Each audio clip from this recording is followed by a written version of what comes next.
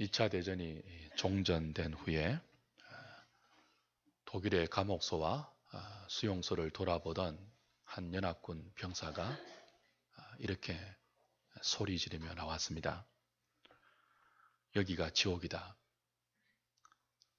그 똑같은 병사가 나머지 감옥과 가스실과 수용소를 돌아보면서 믿을 수 없다고 소리쳤습니다. 그 병사가 믿을 수 없다고 소리쳤던 그 수용소 안에는 담벼락에 여러 가지 낙서와 더불어서 이런 말이 적혀져 있었어요. God is good.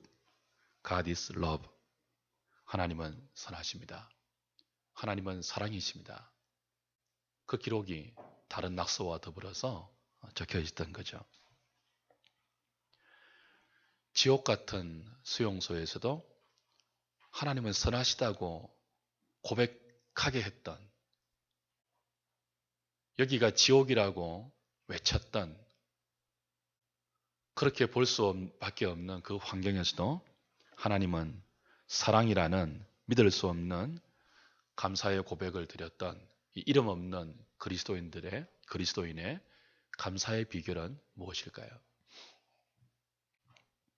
오늘 저와 여러분들은 비교할 수 없는 좋은 환경 속에서 풍요로운 삶을 누리고 있습니다. 근데 오늘 저와 여러분들의 삶에 이런 감사가 있는지 추수감사주의를 맞이하면서 돌아볼 수 있으면 좋겠습니다.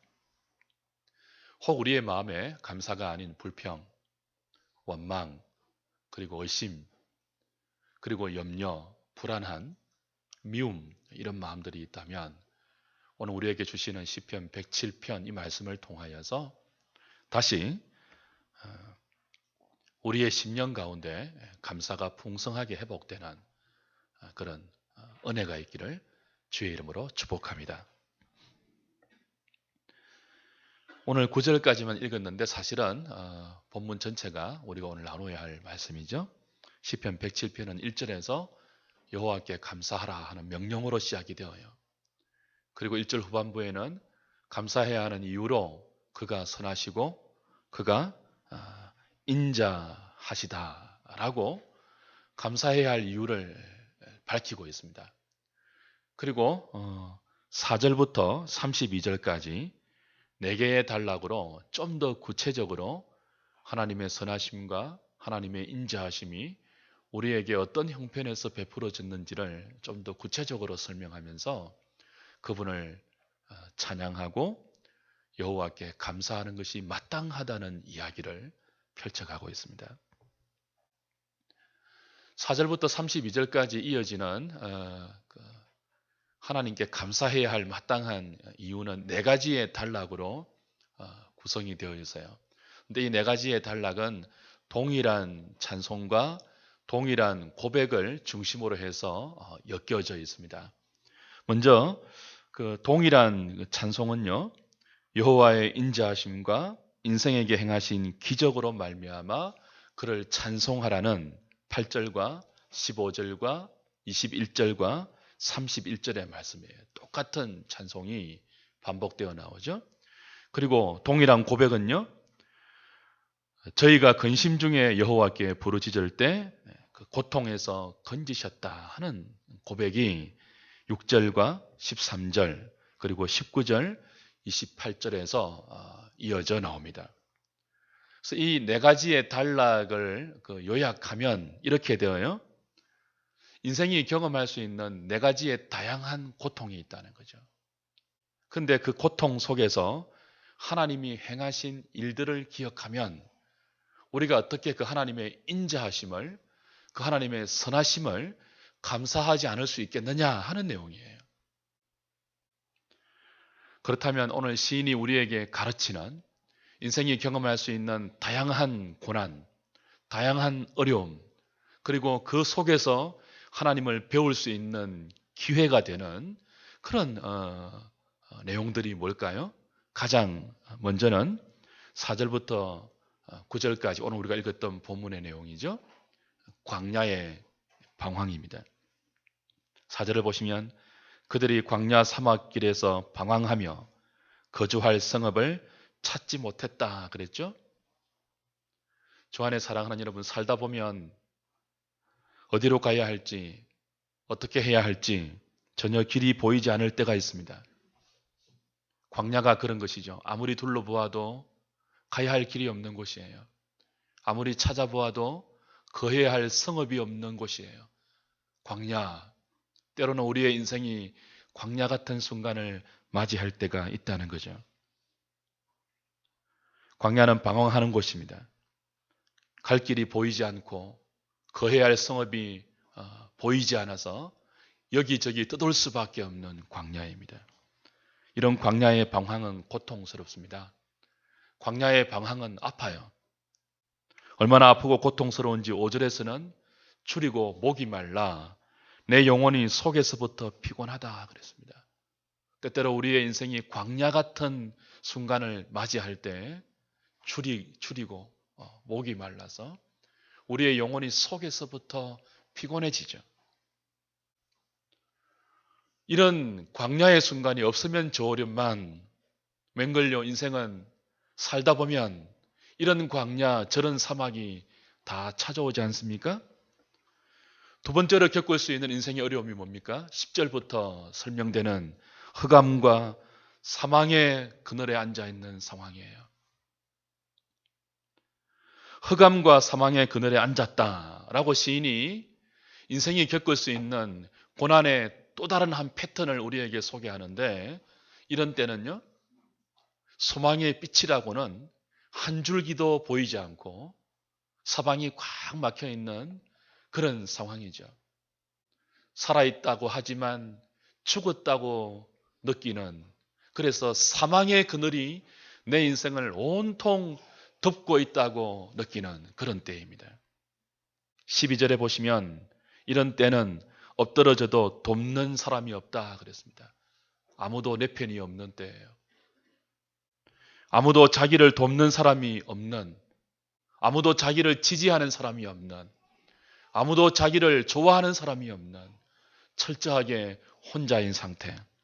그래서 공고와 쇠사슬이 자신을 꽁꽁 얽어매고 있다고 느낄 수밖에 없는 그런 고통의 상태, 흑암과 사망의 그늘이 내 인생을 덮어오는 그런 때입니다. 이런 고통도 없으면 좋겠죠. 근데 시인이 말하는 인생이 뭡니까? 살다 보면 이런 사망과 흑암의 그늘이 우리 인생을 덮어올 때가 있다는 것입니다. 그 다음은 어떤 상황입니까? 18절의 상황이죠.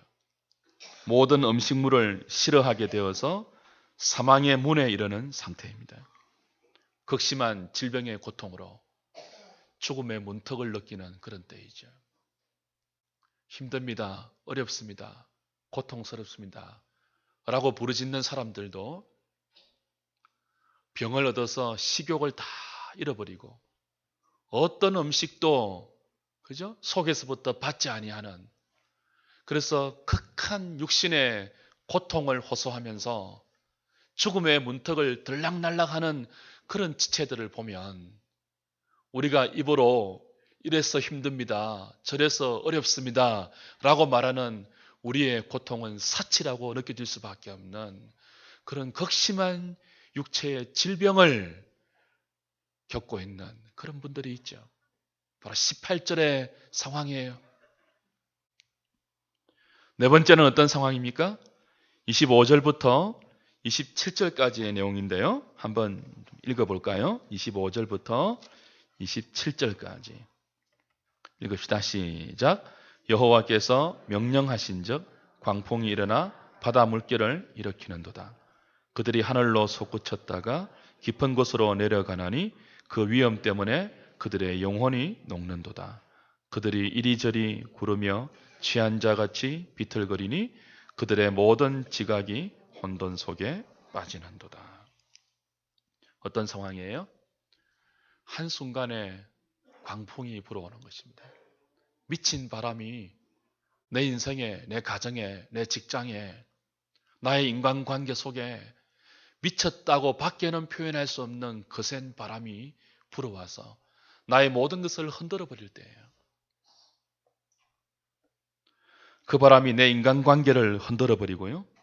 나의 사업을 부수어버리고요. 나의 직장을 온통 쑥대밭으로 만들어버릴 때 우리는 이리저리 구르며 취한 자같이 비틀거릴 수밖에 없습니다. 어찌할 바를 몰라서 영혼이 녹아갑니다. 그리고 모든 지각이 혼돈 속에 빠지죠. 이런 광풍이 불어오기를 누가 좋아하겠습니까? 그러나 원치 않는다고 할지라도 살다 보면요, 우리 인생에는 이런 미친 바람이 불어올 때가 있다는 것이 시인의 설명입니다. 그것이 인생이죠. 주 안에 사랑하는 여러분, 오늘 시인이 우리에게 가르치는 교훈이 무엇입니까? 살다 보면 누구나 광야의 사막 같은 뼈저린 외로움과 눈물겨운 방황의 순간을 겪을 수 있다는 거죠. 살다 보면 미친 바람 같은 광풍이 저와 여러분의 삶을 강타해서 허우적거리며 비틀거릴 때도 있다는 것입니다. 살다 보면 아무도 내 편이 되지 않고 살아있지만 죽었다고 밖에는 느끼지 않는 사망과 흑암의 그늘이 나를 덮어올 때도 있다는 것입니다. 살다 보면 육신의 질그릇이 깨어져서 죽음의 문턱을 느끼는 그런 순간도 다가온다는 것입니다. 그러나 시인의 설명은 여기에서 그치지 않습니다. 이렇게 네 가지로 설명할 수 있는 인생의 다양한 고통들, 다양한 어려움들, 다양한 바람이 있음에도 불구하고 그 고난의 순간이야말로 저와 여러분들이 하나님의 인자하심을 배울 수 있고 하나님께서 그를 붙드는 자에게 행하시는 기적을 경험하면서 여호와의 선하심을 맛볼 수 있는 절호의 기회라고 오늘 시인은 우리에게 도전하고 있는 것입니다. 어떻게 이런 다양한 어려움 가운데 우리가 맞이하는 순간순간 인생의 고난 가운데 시인의 설명처럼 하나님을 경험할 수 있을까요? 몇 구절을 같이 한번 따라 읽어보면 좋겠습니다. 6절입니다. 시작. 이에 그들이 근심 중에 여호와께 부르짖음에 그들의 고통에서 건지시고 13절이에요. 이에 그들이 그 환난 중에 여호와께 부르짖음에 그들의 고통에서 구원하시되 19절이에요. 이에 그들이 그들의 고통 때문에 여호와께 부르짖음에 그가 그들의 고통에서 그들을 구원하시되 28절이죠. 이에 그들이 그들의 고통 때문에 여호와께 부르짖음에 그가 그들의 고통에서 그들을 인도하여 내시고. 공통적인 내용이 무엇입니까? 고통 가운데 하나님께 부르짖었다는 거예요. 부르짖었더니 하나님께서 그 고통에서 건져주셨다는 거죠. 주 안에 사랑하는 여러분, 우리가 경험할 수 있는 인생의 다양한 고통은 우리로 하여금 평소에 내려놓지 못했던 교만을 내려놓게 하는 기회이죠. 평소에 포기하지 못했던 우리의 완악함과 우리의 죄악을 포기할 수 있는 절호의 기회입니다. 그리고 하나님께 돌아가 하나님을 찾고 그분의 말씀을 붙들고 부르짖고 기도할 수 있는 순간이 다양하게 오늘 네 가지로 설명하고 있는 고난의 때예요. 그 고난에 부르짖는 시기를 통해서 우리는 무엇을 알 수 있다고요? 하나님의 선하심을 경험할 수 있다는 성경의 역설적인 진리이죠. 시편 전체를 거의 다 도배하고 있는 내용이 바로 이 사상입니다. 굉장히 역설적이에요. 우리가 그렇게 싫어하는 고난의 밤에, 우리가 그렇게 주저하는 광야의 사막길에서 헤매고 방황하고 아파하고 고통스러워하는 그 시간을 하나님께 부르짖으며 보내는 속에서 우리는 평소에 경험하지 못했던, 평소에 깨닫지 못했던 살아계신 하나님의 선하심과 인자하심을 배울 수 있다는 것입니다. 지옥 같은 수용소의 담벼락에 다른 사람들의 낙서와 더불어 보석처럼 기록되어 있었던 God is good, God is love. 여러분, 지옥이라고 외쳤던 그 수용소의 담벼락에 무엇이 하나님은 선하시다는 낙서를 기록을 남기게 했을까요? 그 지옥의 환경 속에서도 부르짖었던 것입니다. 이름을 알 수 없는 무명의 그리스도인이 동료들이 죽어나가는 가스실과 가족과 친지들이 자기 눈앞에서 죽어가는 그 고통의 끔찍한 지옥 같은 형벌의 나날을 보내면서 하나님께 부르짖어 기도하는 가운데 그가 하나님의 은혜 가운데 깨달았던 진리가 뭐예요? 그래도 하나님은 좋으신 분이라는 거예요. 그래도 하나님은 사랑이라는 거예요.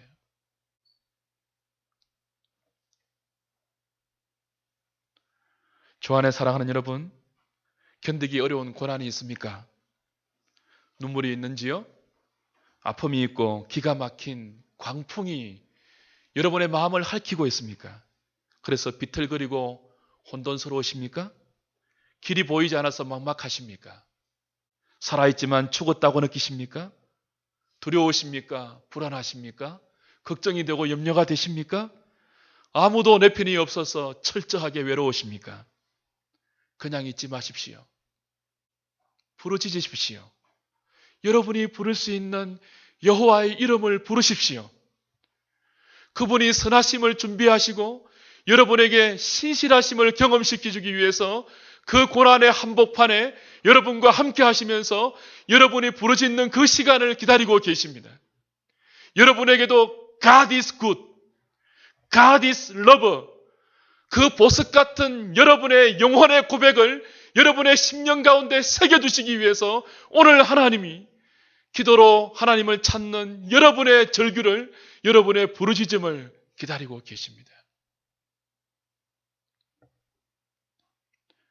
그때 하나님은 우리의 믿음의 부르짖음을 통하여서 하나님이 얼마나 진실하시고 하나님이 얼마나 선하시고 하나님이 얼마나 우리를 향해서 인자하신 분이며 능력이 많으신 분이며 우리가 겪어가는 모든 인생의 구렁토기 속에서 능히 건질 수 있는 능하신 분임을 체험하게 하실 것입니다. 다시 한번 말씀을 보실까요? 7절입니다.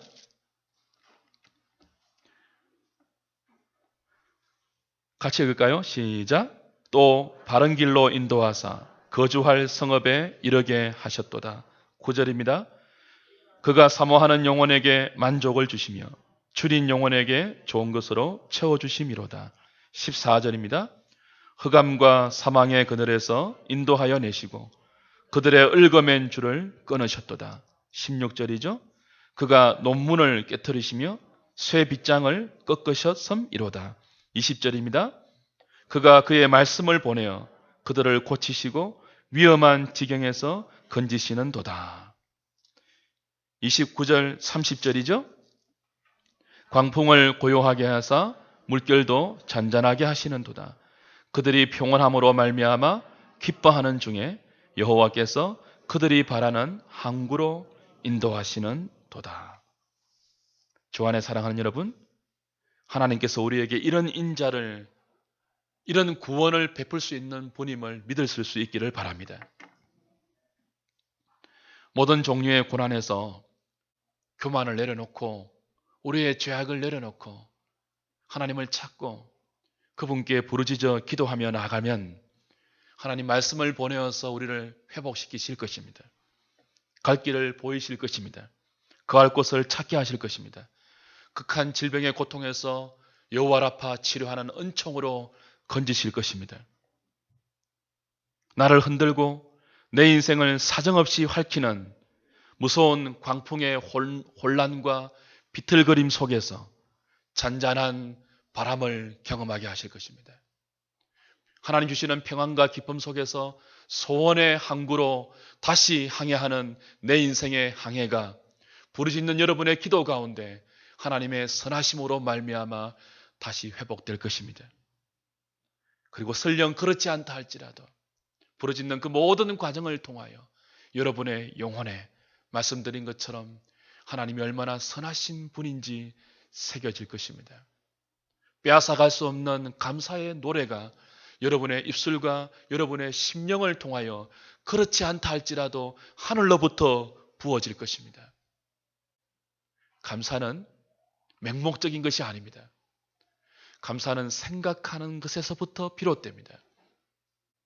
땡스는 싱크에서 나오지 않았습니까? 왜 이런 고난이 나에게 허락될까?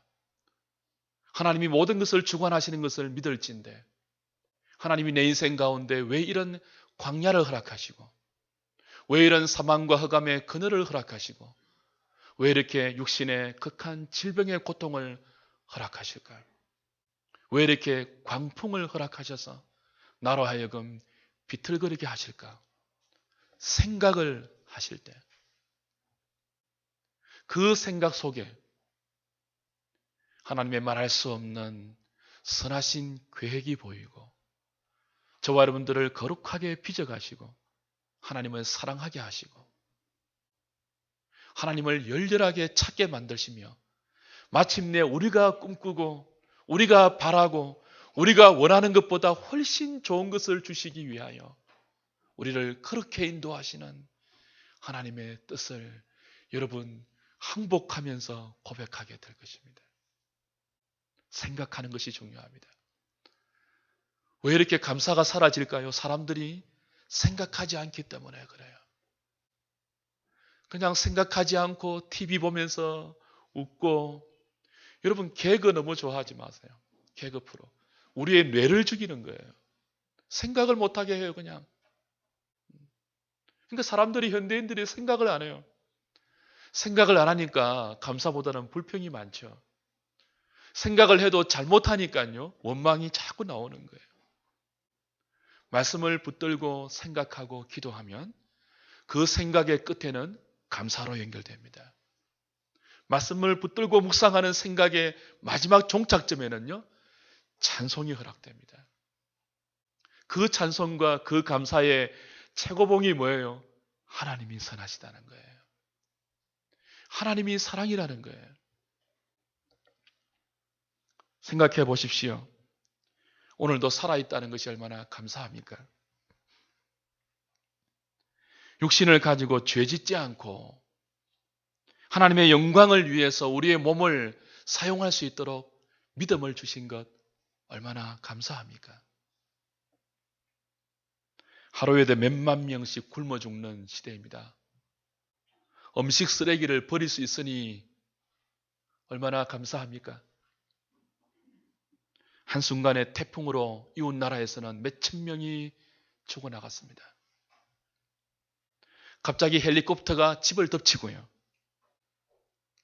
이런 상황 속에서 살아있고 걸어갈 수 있으며 추운 겨울에 바깥에서 떨지 않고 집에서 잘 수 있다는 것 얼마나 감사한 일이에요.